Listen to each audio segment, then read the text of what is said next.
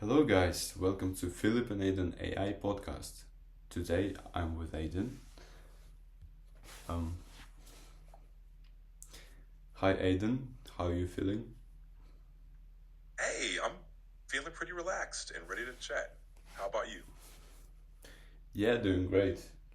You know, why are you upside down today?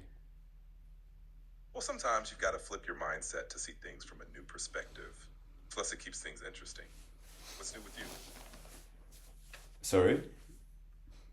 No worries. Just a little playful metaphor. How can I help today?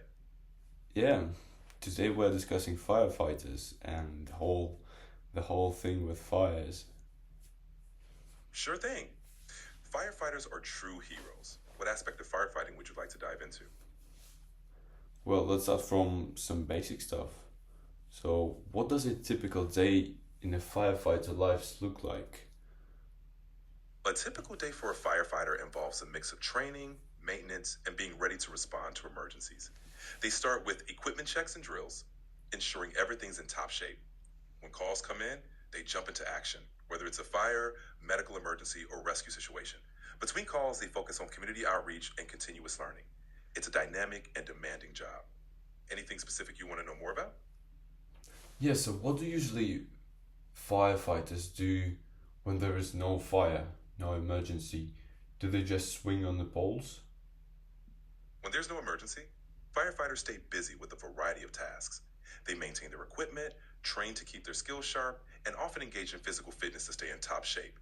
They also spend time educating the community on fire safety, conducting fire inspections, and working on administrative tasks. And yeah, sometimes they do slide down the poles when there's a call. Classic but effective.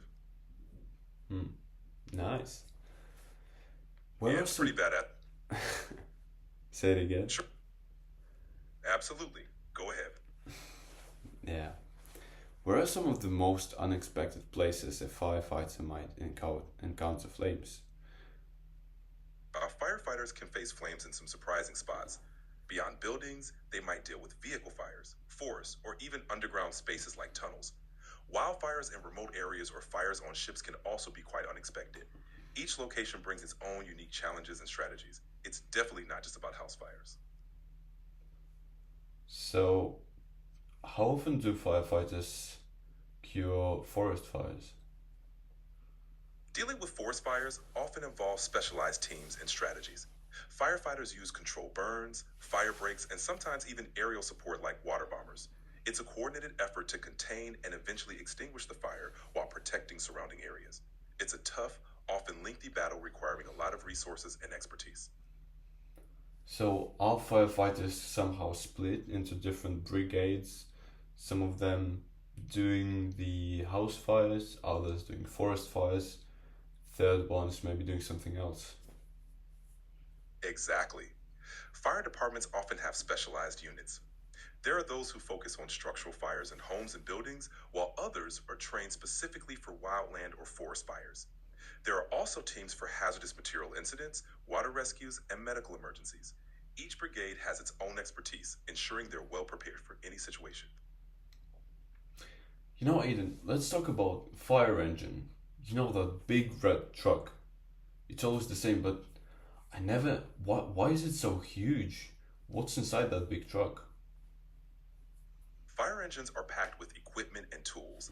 Inside, you'll find hoses, water tanks, and pumps for fighting fires. There's also ladders, axes, and other rescue tools. They carry medical gear for emergencies and sometimes even specialized equipment for hazardous situations. Essentially, it's a mobile toolbox for any emergency they might face. Hmm, interesting. Oh, actually, the fire bucket? It's sort of in the shape of a cone. So why is that fire bucket is in the shape of a cone, not just a regular bucket shape? The conical shape of fire buckets helps in several ways. It makes them easier to store by stacking. The pointed bottom also encourages users to throw water in a specific direction, which can be more effective in controlling flames. Plus, they're harder to stand upright when empty, so they're less likely to be repurposed and always remain ready for use in an emergency. Hmm, cool. Would wearing a superhero cape during an emergency be considered epic or just a major safety violation? What do you think? While it might look epic, wearing a superhero cape during an emergency would definitely be a safety hazard. It could get caught on things, create additional fire risks, or obstruct movement. In reality, safety gear is all about protection and functionality, so capes are a no go. Safety first, always. Cool. How fire protective is the fire equipment? I mean the clothes the firefighters usually use. Firefighter gear is extremely protective. It's designed to withstand high heat and provide thermal insulation. The gear includes a helmet, fire resistant jacket and pants, gloves, and boots. It's all made from materials like Nomex and Kevlar that are tough and heat resistant. The aim is to protect firefighters from extreme temperatures, flames, and falling debris while remaining flexible enough to do their job. I wonder how much does a typical firefighter suit cost?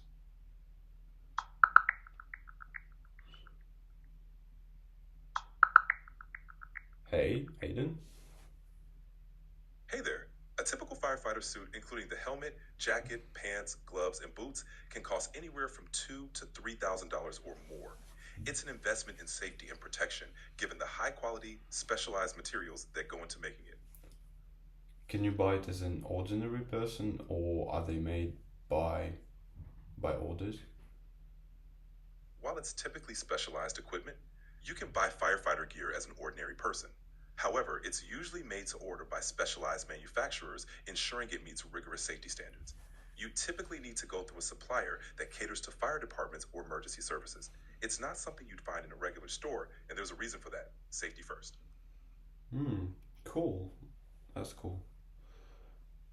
If you rode a bike in a firefighter Exactly. suit, would it protect you from wounds if you fall? It does provide some protection against abrasions and minor injuries, thanks to its tough materials. But the primary focus is on protecting from heat, flames, and environmental hazards. It's not designed specifically to prevent all types of wounds from falls, but it does offer some level of physical protection. Firefighters, when they enter a flaming area, there is no oxygen there, right? So, do they have some oxygen tanks on their backs? How do they breathe? Yes, exactly. Firefighters carry self contained breathing apparatuses, SCBAs, with oxygen tanks.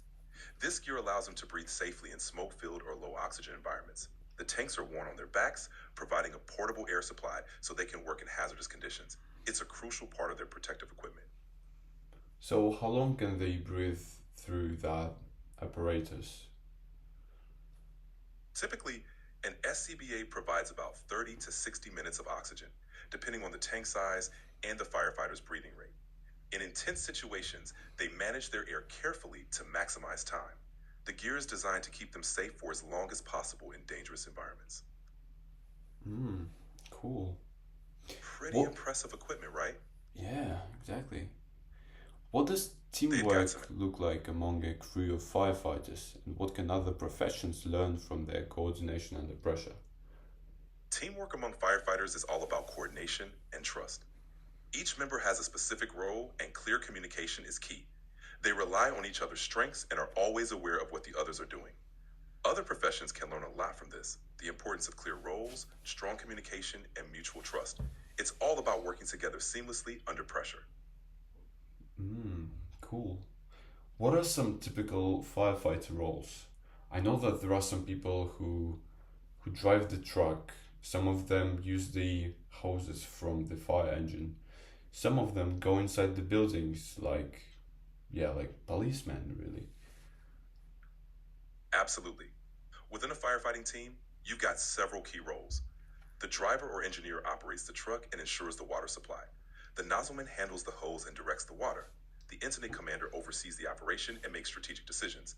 Inside the building, you have firefighters performing search and rescue or tackling the fire directly. Each role is crucial for a coordinated response. Hmm, nice. Is it possible for a firefighter to look at something as simple as a candle and feel an unstoppable urge to put it out? Is there some sort of firefighter PTSD? While firefighters can develop PTSD from traumatic experiences, a candle wouldn't usually trigger an urge to put it out. They're trained to handle fires of all sizes, so a simple candle wouldn't usually be a concern. However, they are generally more aware of fire safety and potential hazards. Hmm. Are there any traumatized firefighters who are afraid of fire, have like a fire phobia? Is it even a thing like fire phobia? Yes, some firefighters can develop a fear of fire, especially after experiencing traumatic events. This condition, known as pyrophobia, can be a form of PTSD. It's not very common, but it can happen.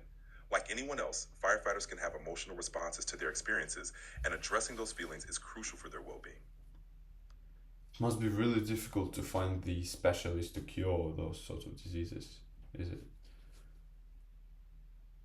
It can be challenging, but there are specialists who focus on trauma and PTSD, including those experienced by firefighters. Therapy, counseling, and support groups play a crucial role in helping them heal.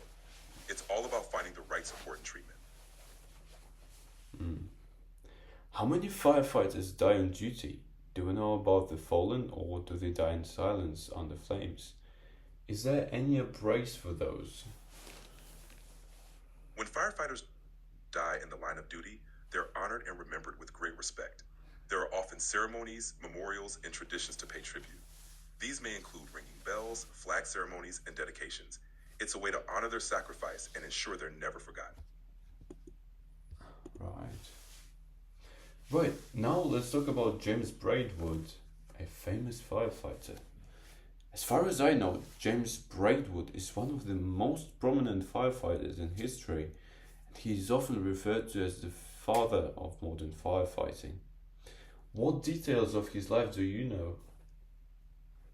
James Braidwood was indeed a pioneer in firefighting. He founded the world's first municipal fire service in Edinburgh in 1824. Known for his innovative techniques and emphasis on training, he also introduced the use of standardized equipment. Sadly, he died in 1861 while fighting a warehouse fire in London. His legacy lives on in modern firefighting practices and the principles he established. Wow, cool. What made James Braidwood's methods so revolutionary for his time, and why is he considered the father of modern firefighting? James Braidwood's methods were revolutionary because he emphasized organized training, teamwork, and the use of standardized equipment. He introduced systematic approaches to firefighting, including drills and structured responses to fires. He also focused on fire prevention and building inspections. His systematic, professional approach laid the foundation for modern firefighting techniques, making him a key figure in the evolution of the profession. Hmm. How was he so so so powerful to make so many changes? Braidwood's impact came from his deep commitment to improving firefighting techniques. He combined practical experience with innovative ideas, and he was a strong advocate for training and organization. His leadership and willingness to adopt new methods inspired others to follow his example. His dedication to the safety and effectiveness of firefighting made him a powerful force for change. Hmm. So why He was truly he left a so invested into developing the new methods of firefighting safety? Did he have some sort of traumatizing event in his life? Braidwood's dedication stemmed from his passion for public safety and his experiences with the dangers of fire. He saw the devastating effects of fires firsthand and was driven to find better, safer ways to combat them. There's no specific record of a single traumatic event, but his experiences undoubtedly fueled his commitment to improving firefighting methods and saving lives. Hmm, by the way, are there any like documentaries or films about James Braidwood?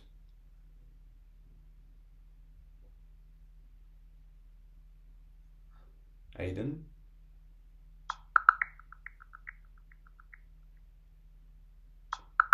Aidan?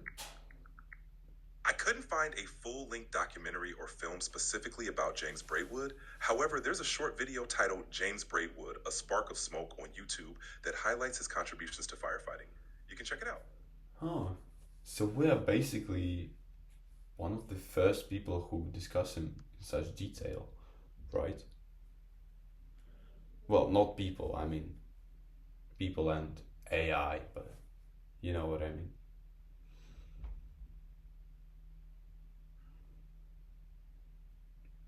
Aidan, Aidan, are you all right? It Oh, seems so.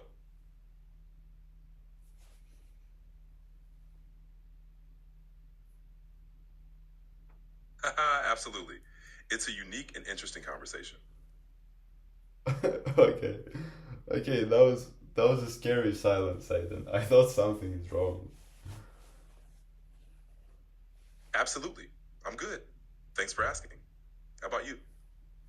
No, no, it's alright. We already had that conversation, Aidan. So, um, which of his practices or principles would still be considered best practice in contemporary firefighting?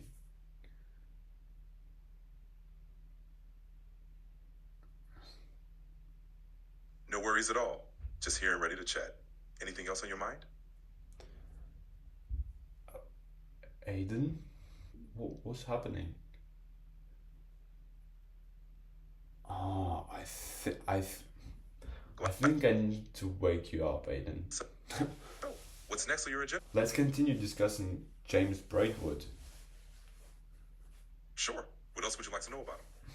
So, my question was, which of his practices or principles would be still considered best practice in contemporary firefighting? Many of James Braidwood's principles are still fundamental today.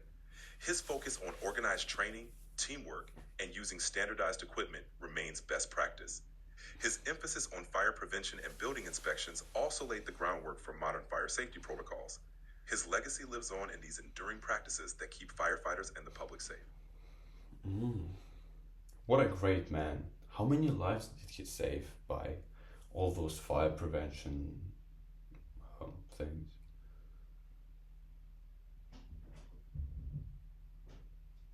Aidan? It's hard to, but his contributions undoubtedly saved countless lives. By establishing organized firefighting techniques and focusing on prevention, he made communities much safer. His work laid the groundwork for modern fire services, which have saved countless lives since his time. Why is his death on duty sometimes seen as a defining moment for the firefighting profession? And how did it impact public perception of firefighters? Braidwood's death while fighting a fire in 1861 highlighted the bravery and risks firefighters face. It underscored their dedication and the dangers of their profession, earning them greater public respect and admiration. His sacrifice also brought attention to the need for improved safety measures and training, shaping the public's perception of firefighters as true heroes. Hmm. What is the It's most prominent firefighter hero we know about?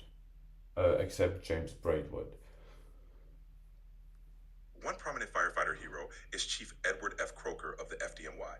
He was a key figure in the early 20th century, known for his advocacy for firefighter safety and public education on fire prevention. Another is Red Adair, famous for his expertise in extinguishing oil well fires and blowouts, earning international acclaim for his daring feats. Wow, cool. I feel like there are many firefighters we don't know about. I mean, we don't know about, but they deserve much more fame that Absolutely. they have got. There are countless unsung.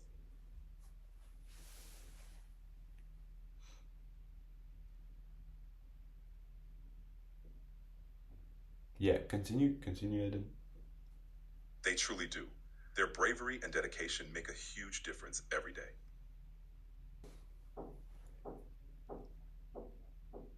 Sure thing. We can pick it up anytime. Um, what do you think? Would Braidwoods have embraced Firehouse Dalmatians as essential team members, or wondered why people brought fancy dogs to an emergency? Braidwood likely would have appreciated the practical role of Dalmatians in firehouses. Historically, Dalmatians were valued for their ability to calm horses and guard the firehouse. Given his focus on efficiency and teamwork, he likely see them as helpful, not just fancy dogs. Cool. I would I would think that Dalmatians. he'd be against those dogs. But Probably not. Braidwood was practical and focused on efficiency, so he'd likely see the value Dalmatians brought to the team. They were more than just mascots, they had a practical role, which aligns with his approach to firefighting. so what is the full role and the full sort of responsibility for responsibilities of Dalmatians were Dalmatians at the fire brigade? help guide the fire wagons, guard equipment, and even provide companionship to firefighters. Their presence was both practical and morale boosting. Can you say it again, the whole sentence, please?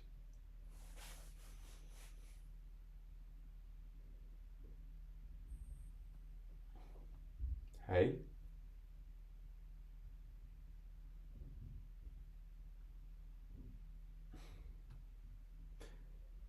Aidan, I don't see why you're ignoring me right now. You're on. We are on a podcast. They would calm horses, guide fire wagons, Oh, guard the okay, equipment, and so provide then companionship to just tell me. firefighters. Just don't ignore me when I'm asking, please. Like, we're discussing a very important topic, firefighters, firefighting, right?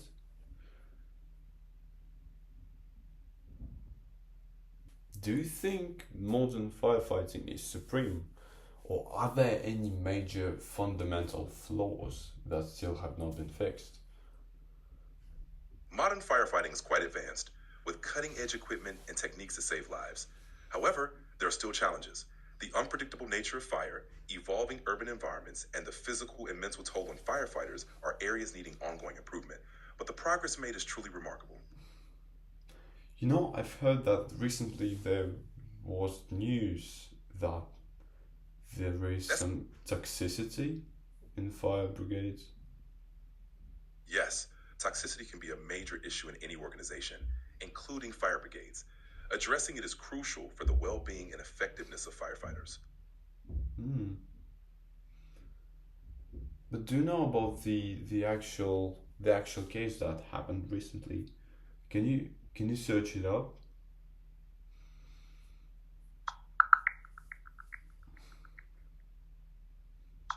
Recent reports highlight ongoing issues of toxicity within fire brigades.